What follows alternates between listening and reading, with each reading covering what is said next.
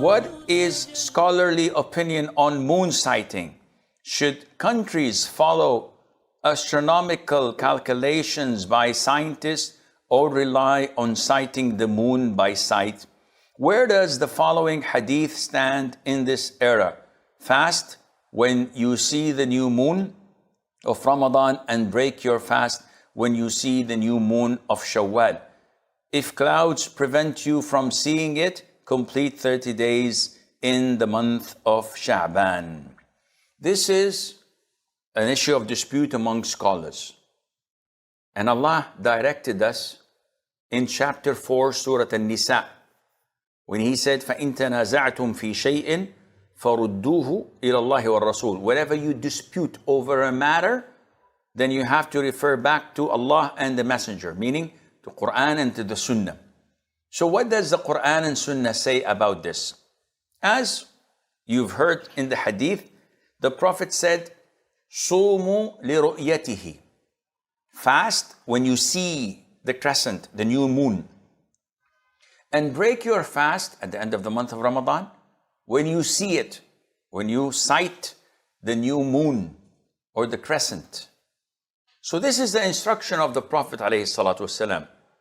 He clearly directed us to visually see it.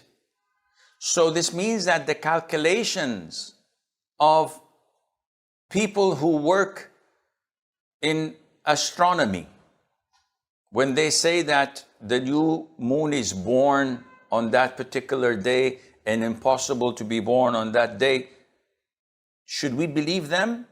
Or two witnesses who come and say, we visually saw it? The most authentic opinion is that Islam is a religion of simplicity.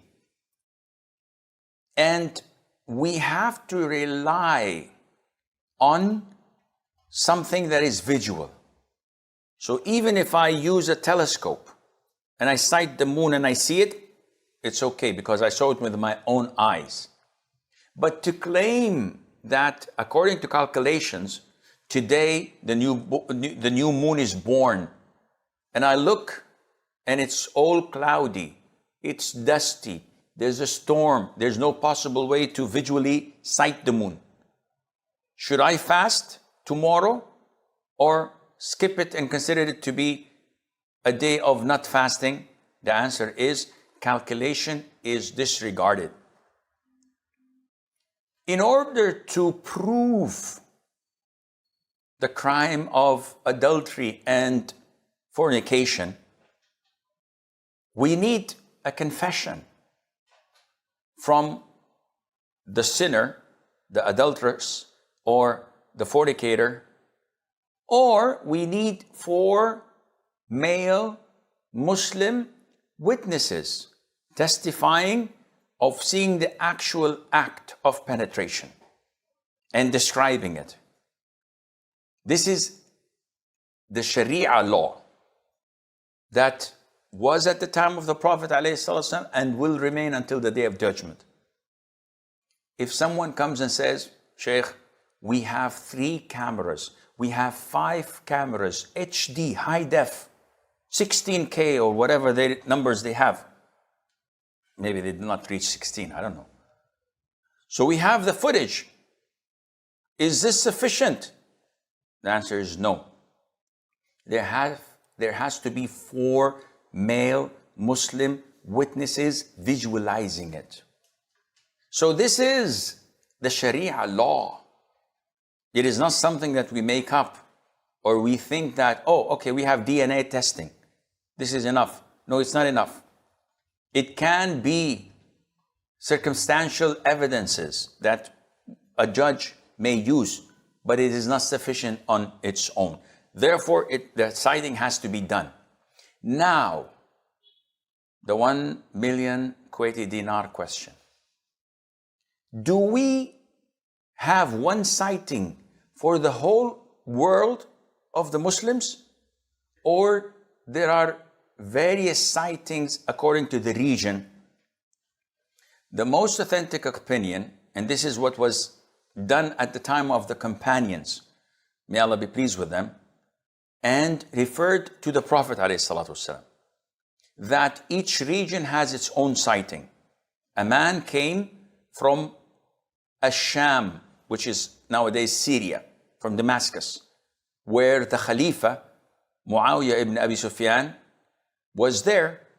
He came after the month of Ramadan entered.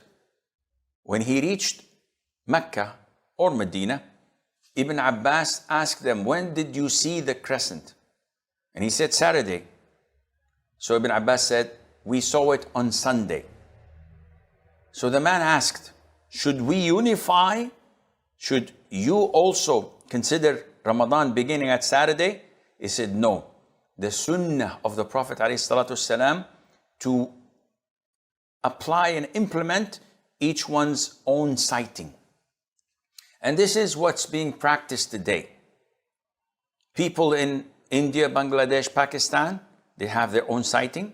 People in the Gulf area, in the Arabian Peninsula, have their own sighting. People in Egypt have their own sighting. People in Morocco, people in Europe, people in USA have their own sighting. One says, Akhi, but this divides the ummah. When their Eid is on Saturday, my Eid is on Sunday, their Eid is on a Monday. The ummah is divided. Akhi, this is not true. This does not divide the ummah. When they pray Fajr, do I pray Fajr at the same time? He said, no, there are 3 hours difference. When I pray Fajr, do they pray Fajr in USA? Said, no, there's 8 hours difference. So where is the division of the ummah? He says, okay, gotcha. On Hajj, Arafah is on a Wednesday. So should Muslims in America fast on Wednesday as well? The answer is no. I said, excuse me? I said, the answer is no. Read my lips. Wednesday is the 9th of Dhul Hijjah in Saudi Arabia, in Mecca. We sighted the crescent, the moon, and we know that it's a Wednesday. Now you guys in America or in India, your Arafah is the 9th of Dhul Hijjah, which means that you have to sight the moon in the beginning of the month. So if it coincides with our sighting, alhamdulillah, it's Wednesday. But if it's an earlier date or a later date, then it might be Tuesday, it might be Thursday. Sheikh, but it's Arafah. It's not Arafah that Hajjis stand in the Mount of Arafat, except to those who are in Saudi Arabia. But for you guys in America, it's the 9th of the Hijjah. It's not the day of Arafah. The 9th of the Hijjah depends on when you see the newborn moon, not like ours.